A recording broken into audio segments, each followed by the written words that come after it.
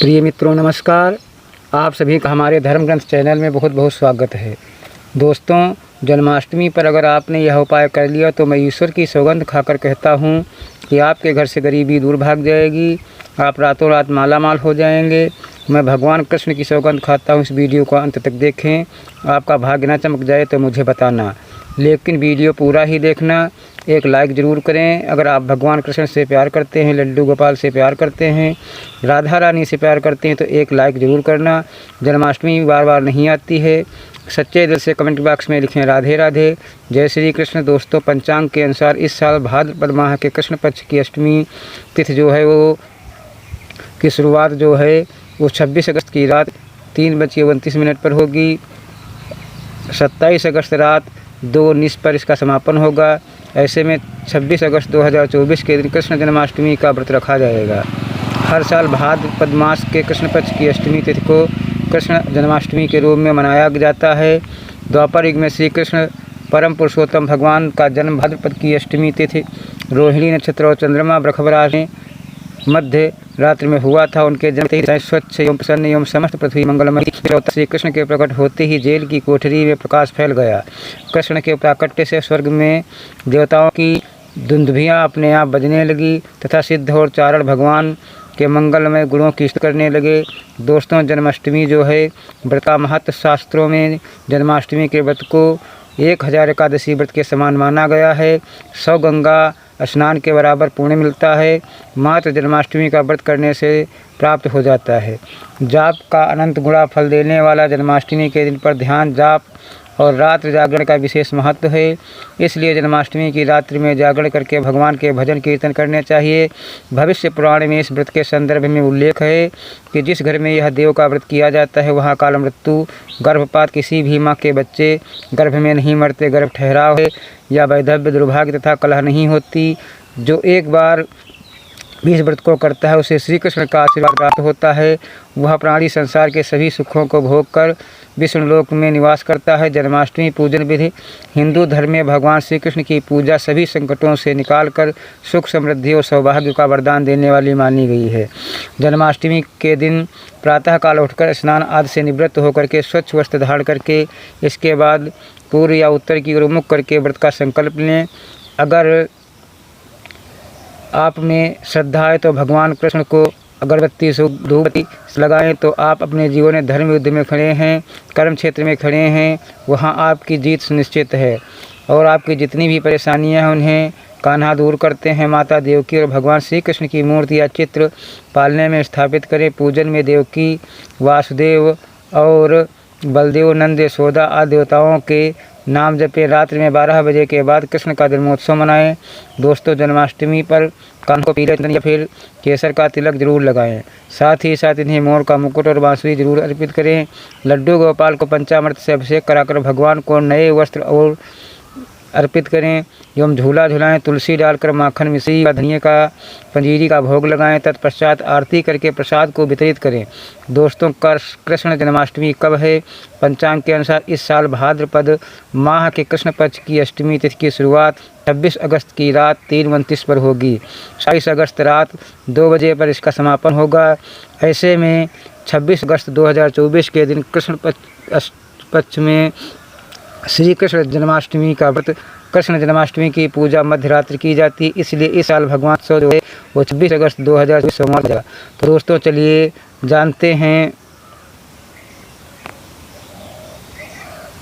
जन्माष्टमी पर श्री कृष्ण की जन्म कथा। दोस्तों, जन्माष्टमी की यह कथा चुपके से भी सुनने से समस्त तकलीफ़ें और बीमारियां सब समाप्त हो जाती हैं। पितृदोष, मंगल दोष का सर्प दोष, क्षण दोष तुरंत ठीक हो जाते हैं। आइए सुनते हैं जन्माष्टमी की कथा। दोस्तों, पौराणिक कथाओं के अनुसार भाद्रपद माह कृष्ण पक्ष की अष्टमी तिथि को भगवान ने माता देवकी की 8वीं संतान के रूप में जन्म लिया था। कृष्ण जी का जन्म मथुरा में कंस के कारागार में हुआ था। माता देवकी राजा कंस की बहन थी। कंस को सत्ता का लालच था। उसने अपने पिता राजा उग्रसेन की राजगद्दी छीनकर उन्हें जेल में बंद कर दिया और स्वयं को मथुरा का राजा घोषित कर दिया था। राजा कंस अपनी बहन देवकी से बहुत प्रेम करते थे।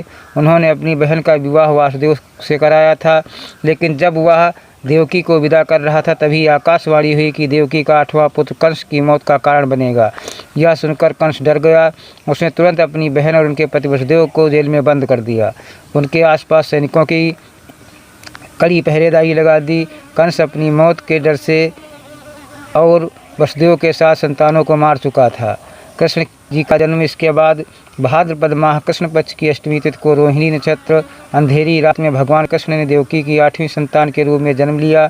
श्री कृष्ण का जन्म लेते ही कोठरी प्रकाशमान हो गई। आकाशवाणी हुई कि हे विष्णु जी ने कहा कि कृष्ण जी के अवतार में देवकी कोख में जन्म लिया है। उन्हें गोकुल में बाबा नंद के पास छोड़ आएँ और उनके घर एक कन्या जन्मी है, उसे मथुरा लाकर कंस को दें। कान्हा चले गोकुल धाम। आकाशवाणी सुनते ही वसुदेव के हाथों से हथकंडा गोपाल को रखकर सिर पर रख लिया और गोकुल की ओर चल पड़े। कान्हा को गोकुल धाम में ले जाने में वसुदेव को कोई मुसीबतों का सामना करना पड़ा। यमुना नदी कृष्ण जी के चरणों को स्पर्श करने के लिए उफान पर आ गई, लेकिन स्पर्श के बाद वह फिर से शांत पड़ गई। वो कान्हा को बाबा नंद के पास छोड़ आए और गोकुल से कन्या को लेकर वापस लौट आए। जेल अपने आप बंद हो गया और उनके हाथों में हथकड़ियाँ लग गईं। कन्या के रोने की आवाज़ सुनते ही सभी पहरेदार उठ गए। कंस बंदी गृह आया। वह कन्या को देवकी और वसुदेव की 8वीं कन्या समझ उसे मारने चला, लेकिन वह आकाश में उड़ गई और फिर से आकाशवाणी हुई कि कंस को मारने वाला अब इस दुनिया में पैदा हो चुका है।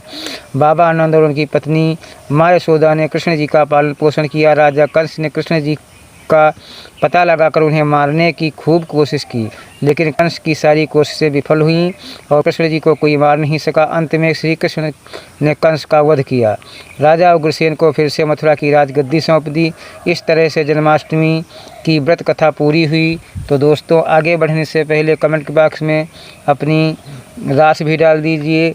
यदि हमारे पास कोई उपाय होगा तो हम आपके कमेंट में रिप्लाई में बता देंगे। दोस्तों, जन्माष्टमी पर भूल कर भी ना करें यह गलतियाँ।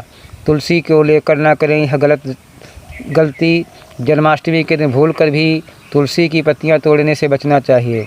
दरअसल शास्त्रों में कहा गया है कि कृष्ण भगवान विष्णु के अवतार हैं और उन्हें तुलसी अति प्रिय है। ऐसे में इस दिन तुलसी की पत्तियां नहीं तोड़नी चाहिए। जन्माष्टमी से पहले आप तुलसी तोड़ कर रख लें। बिना तुलसी के जन्माष्टमी का पर्व अधूरा है। भगवान कृष्ण किसी भी ऐसे भोग को स्वीकार नहीं करते जिसमें तुलसी पत्र ना पड़ा हो। ऐसा भोग पाप के समान होता है, जहरीला माना जाता है। आप खाना, यह बात तो सभी जानते हैं कि एकादशी के दिन चावल नहीं खाने चाहिए, लेकिन बहुत सी कम लोग जानते हैं कि जन्माष्टमी के दिन भी चावल को खाना वर्जित है। चाहे आप व्रत रखें या ना रखें, लेकिन जन्माष्टमी के दिन चावल खाना शुभ नहीं माना जाता है। तामसिक भोजन, जन्माष्टमी के दिन तामसिक भोजन वर्जित माना गया है। ऐसे में इस दिन मांस, और लहसुन नहीं खाना चाहिए। इस दिन गलती से भी लहसुन प्याज का खाना कभी मत बनाना, क्योंकि राहु केतु के कारण ही लहसुन प्याज की उत्पत्ति हुई है और भगवान विष्णु और राहु केतु के बीच में भीषण शत्रुता होती है।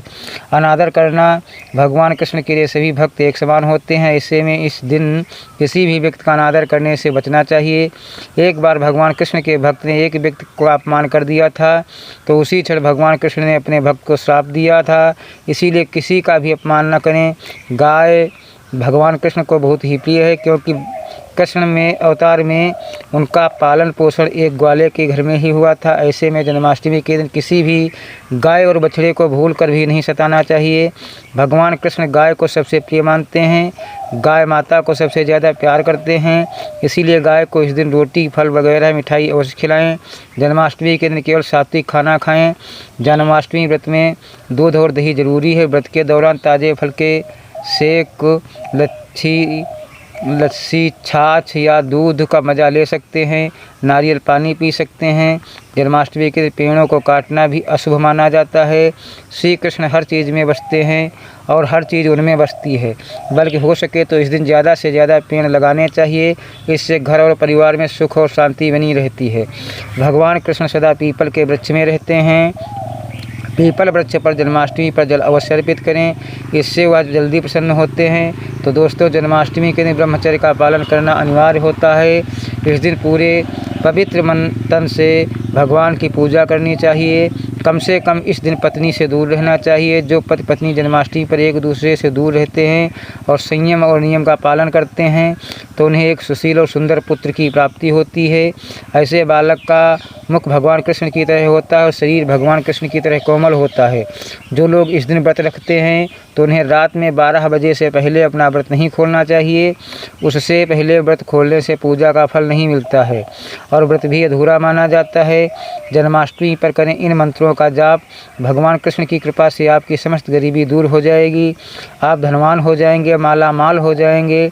आपके घर में राधा रानी की कृपा बरसती रहेगी, माता लक्ष्मी कृपा बरसेगी। जन्माष्टमी के विशेष अवसर पर इस मंत्र का जप करने से साधक को शुभ फलों की प्राप्ति होती है। हरे कृष्ण कृष्ण कृष्ण हरे हरे, हरे राम राम राम हरे हरे करने से भगवान कृष्ण के कान खड़े हो जाते हैं और वह भक्ति की पुकार अवश्य सुनते हैं। कम से कम इसका जाप 21 बार अवश्य करें या 108 बार भी आप कर सकते हैं तो बहुत ही शुभ माना जाता है। दोस्तों, जन्माष्टमी पर जो स्त्री भगवान लड्डू गोपाल को झूला झूलाता है उसे अनंत फल तक बांझ का सामना नहीं करना पड़ता है। भगवान लड्डू गोपाल की कृपा से ऐसी स्त्री को सुंदर पुत्र की प्राप्ति होती है। दोस्तों, जन्माष्टमी पर मोर पंख अवश्य लगाएं और मंदिर में स्थापित करें। भगवान कृष्ण की बंसी जन्माष्टमी पर अवश्य लेकर आएँ। अगर आप व्रत रख रहे हैं तो भगवान लड्डू गोपाल के खिलौने आज जरूर लेकर आना, इसे लाना मत भूलना। और जन्माष्टमी पर कौड़ियाँ आप ला सकते हैं, भगवान कृष्ण की स्थापना कर सकते हैं। इस दिन गलती से भी किसी भी व्यक्ति को गिफ्ट के तौर पर भगवान कृष्ण को उपहार में कभी मत देना, इससे घर की लक्ष्मी रुष्ट हो सकती है। जन्माष्टमी पर सोने चांदी तांबा पीतल की खरीदारी कर सकते हैं, शुभ माना जाता है। जन्माष्टमी पर पालना अवश्य लेकर आना, इसमें लड्डू गोपाल जी झूलेंगे। दोस्तों, जन्माष्टमी पर तुलसी माता के सामने भगवान कृष्ण के 4 नाम जैसे गोपाल, गोविंदा, देवकी नंदन और दामोदर पुकारें और साथ ही ओम नमो भगवते वासुदेवाय नाम मंत्र का जप करें। ऐसा करने से सभी समस्याएं दूर हो जाएंगी। माता तुलसी आपके घर में धन धान्य को भर देंगी। जन्माष्टमी के दिन भोग में मक्खन के साथ तुलसी दल जरूर डालें और भगवान कृष्ण को अर्पित करें। दोस्तों, जन्माष्टमी के शुभ अवसर पर करें नमक का विशेष उपाय। दोस्तों, मैं ईश्वर की सौगंध खाता हूँ, नमक का यह उपाय करने से आपके समस्त पाप नष्ट हो जाएंगे, गरीबी दूर हो जाएगी, आपकी नौकरी लग जाएगी, संतान प्राप्ति है तो व्यापार चलाने के लिए भी यह उपाय ज़रूर करें। दोस्तों, हम भी नमक का यह उपाय ज़रूर करते हैं। मैं ईश्वर की सौगंध खाता हूँ, अगर आपने यह उपाय कर लिया तो आपको करोड़पति होने से कोई नहीं रोक पाएगा, भगवान कृष्ण का विशेष आशीर्वाद मिलेगा। आइए जानते हैं नमक का विशेष उपाय। दोस्तों, उपाय यह है, 1 नमक का पैकेट, 50 ग्राम सूखी लाल मिर्च, 500 ग्राम चावल और 100 ग्राम उड़द की दाल, 50 ग्राम आटा और 1 रुपये की दक्षिणा तथा 1 पानी की बोतल और 500 ग्राम काले तिल। बस इतनी सी सामग्री एक थैली में एकत्रित कर लें। दोस्तों, उसके बाद किसी भी गरीब बुजुर्ग या गरीब महिला को चुपके से दान दे दें और पीछे मुड़कर ना देखें, घर को वापस चले आएं। दोस्तों, आप यकीन मानो, गुरु परंपरा से प्राप्त यह महा उपाय आपकी काया पलट कर देगा, दिन दूनी रात चौगुनी आपकी तरक्की करेगा। तो दोस्तों, यह उपाय हम ज़रूर करते हैं और शास्त्रों में लिखा है, महा उपाय आज हम आपको बता रहे हैं। यह उपाय जन्माष्टमी के दिन जरूर करें। मैं ईश्वर की सौगंध खाता हूँ, आपका भाग्य उदय हो जाएगा। दोस्तों, यह उपाय मैं हर जन्माष्टमी के दिन जरूर करता हूँ। आप भी यह मौका हाथों से मत जाने देना। सच्चे दिल से कमेंट बॉक्स में ज़रूर लिखना। जय श्री राधे, जय श्री कृष्णा। अगली वीडियो में नई जानकारी के साथ मिलेंगे, तब तक के लिए जय श्री कृष्ण।